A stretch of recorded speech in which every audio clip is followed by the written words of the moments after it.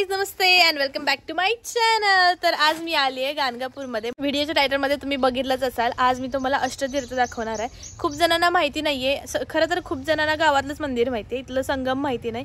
त्यामुळे मी आज तुम्हाला दाखवणार आहे संगम टू गावातल्या मंदिरापर्यंत कसा प्रवास केला जातो। म्हणजे इथले सेवेकरू आहेत ना, ते रोज अष्टतीर्थ करतात। मग मी अष्टतीर्थ काय आहेत ते दाखवणार आहे, तर तुम्ही बघा।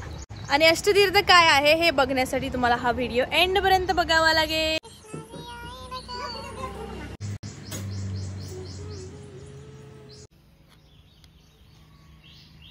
हे आहे संगम।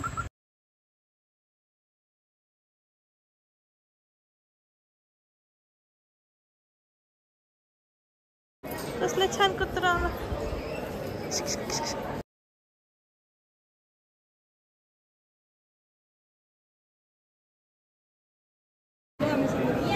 Seat number 11। गाईज या सीटवरच देऊळबंदची हिरोईन आहे ना बसून पारायण केली होती। पण अगोदर याचा पूर्ण बदललेलं होतं, रिनोव्हेशन केलं नव्हतं ना। आता हे खूप छान बनवलंय, सगळं असं भारी भारी बनवलंय। ज्या अगोदर खूप वेगळं होतं, इथं फक्त फरशी आणि खाली विटा म्हणजे वेगळंच होतं। ते खूप सुंदर झालंय, तुम्ही बघू शकता। कुठं फोटो काढायचा असेल तर इथे या। गाईज इथं 2 नदी दाखवायला माझी मम्मी एवढा लांब घेऊन आली मला। बघा तुम्ही बघा, तिकडच्या साईडने येते ती अमरजा नदी आहे आणि ती वाली भीमा नदी। हे 2 नदींचा संगम मिळून ही होत आहे गाणगापूरची नदी।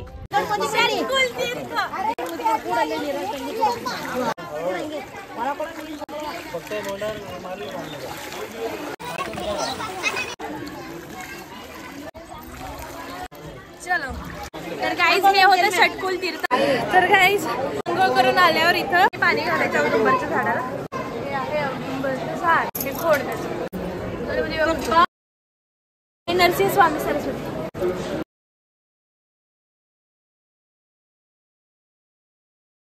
जवळ जवळच आहेत हे 2 तीर्थ। नरसिंह नदी, तिकडे औदुंबरचं झाड आणि हे मेन मंदिर संगम। जय श्रीराम।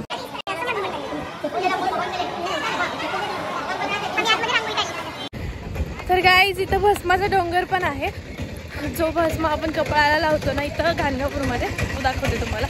हे बघा या साईडला भस्माचा डोंगर, हे आतमध्ये। हा छोटे छोटे घर करून राहतात। दिस इज भस्माचा डोंगर। गाईज ऍक्च्युअल मध्ये हा डोंगर होता, पण सगळ्यांनी भस्म घरी घेऊन जाऊन खड्डा खांदून आता असं तलावच बनवला। So sad. आपण पण लावूयात भस्म, असं लावायचं। त्याला माती समजू नका बरं गाईज, कारण आता हे लावलं ना थोड्या वेळाने कसं विभूती कसं लावतो आपण तसं दिसतंय, म्हणून याला भस्म म्हणतात। दिगंबरा दिगंबरा श्रीपाद वल्लभ दिगंबरा। खूप मोठी मूर्ती हनुमानाची, ती दाखवते।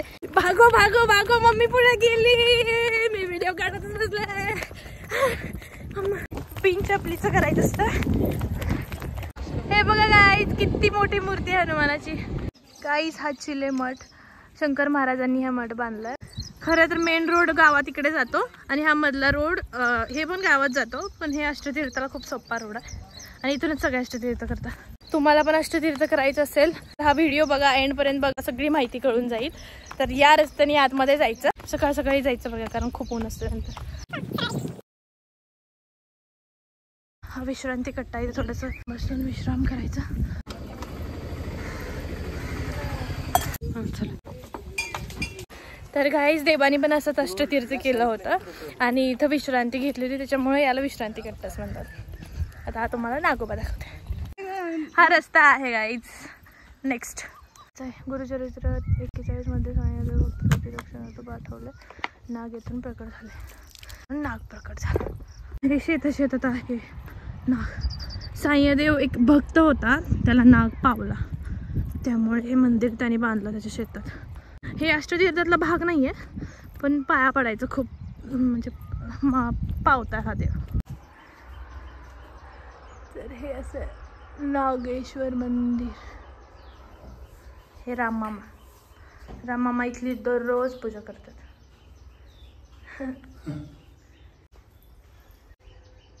कुणाला सर्पदोष असेल ना तर या देवाच्या पाया पडायचं, सर्पदोष निघून जातो।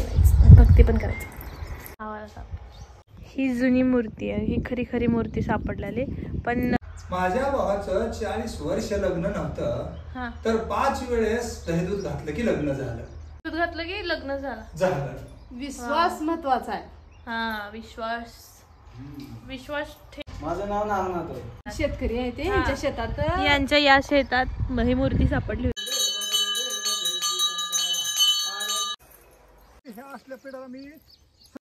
ते 2 तीर्थ जवळ जवळ आहेत आणि हे तीर्थ एवढं लांब आहे. बघितलं का?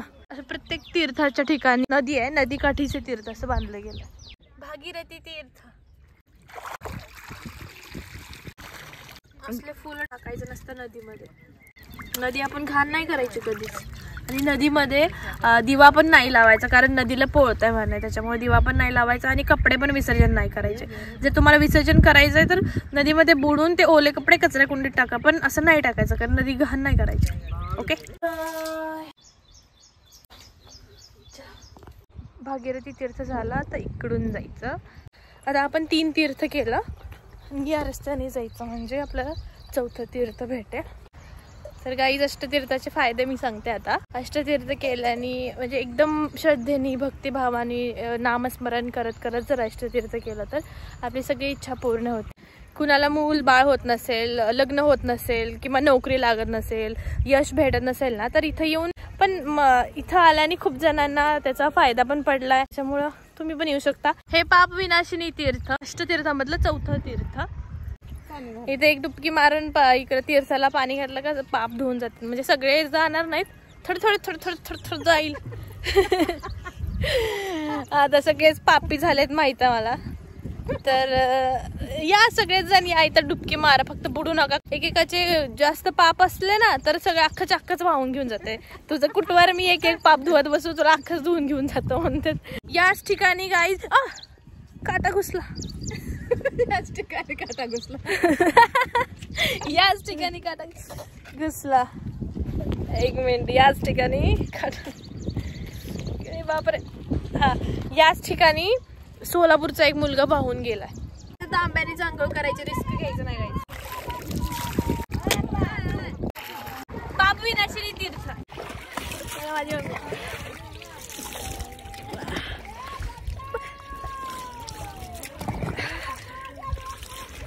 यश कीर्ती वाढो. येस. याला पण यश कीर्ती वाढो. तू आम्हाला यश कीर्ती दे. कोटी तीर्थ. रुद्रपाद तीर्थ. तिथूनच तिकडं जायचं. कोणतं तीर्थ? चक्रेश्वर तीर्थ. चक्रेश्वर तीर्थाचं मंदिर.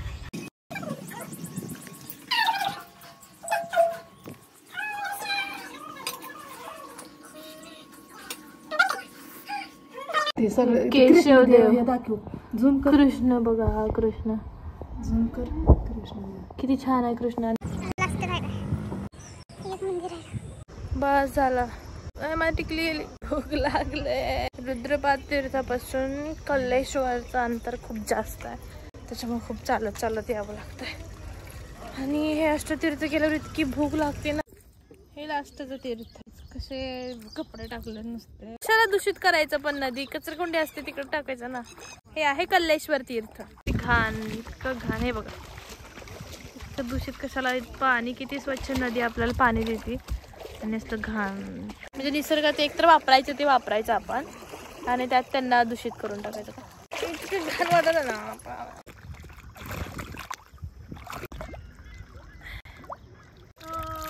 हे आहे मन्मथ तीर्थ. याला कल्लेश्वर पण म्हणतात. मुक्तिस्थान.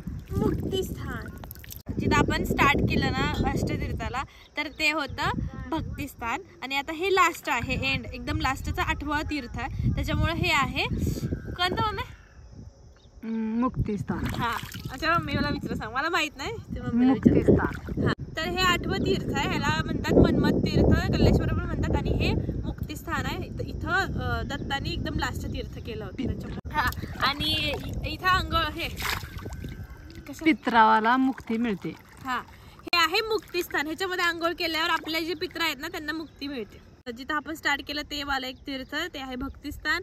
हे लास्ट तीर्थ हे आहे मुक्तिस्थान. आणि आता मंदिरात जाणार आहे ते आहे कर्मस्थान, तिथं आपण भिक्षा मागून खायचं. म्हणजे हे सगळं आता आम्ही जे केलं ना ते सगळं अगोदर देवानी करून बसले, त्याच्यामुळे त्यांचंच अनुकरण आपण करतोय, त्याच्यामुळे आपल्याला मुक्ती मिळते.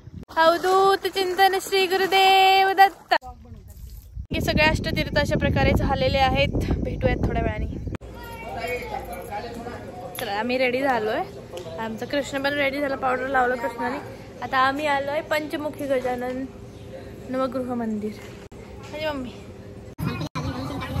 तीच वेळ झाली आहे माधुगिरी घ्यायला. हे असं पाण्यात घेतात माधुगिरी. हे आहे गावातलं मेन मंदिर जिथे सगळे लोक येतात आणि फक्त इथंच येतात, बाकीच्या गोष्टी माहितीच नाही लोकांना. आरतीचा टाइम झाला त्याच्यामुळे ते नगारा वाजतोय.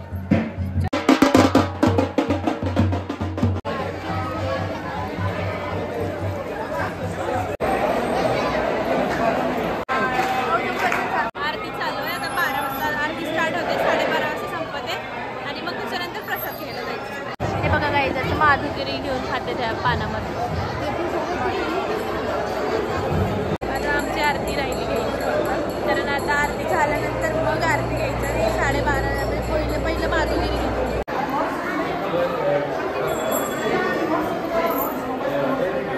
आरती झाली आहे, आम्ही आरती पण घेतलं आणि आता थोडंसं खाऊयात. माधुगिरी घेतली आम्ही, आता थोडंसं प्रसाद. हे गाईस, तर हे अशा प्रकारे आहे मंदिर. मग मी नाही दाखवू शकले कारण अलाउड होते. आरतीच्या वेळी इथे सगळे चढतात ना इथं वरती, ज्यांच्या अंगात भूत वगैरे काय असतात तर ते इथे चढतात. हाय गाईस, तर आता माझं दर्शन पण झालं आणि प्रसाद पण घेतला मी. तर आता मी सोलापूरला चालले, त्याच्यामुळं बाय बाय. तर हा व्हिडिओ आवडला असेल तर लाईक शेअर सबस्क्राईब करा आणि कमेंटमध्ये जय सद्गुरू लिहा. Bye bye.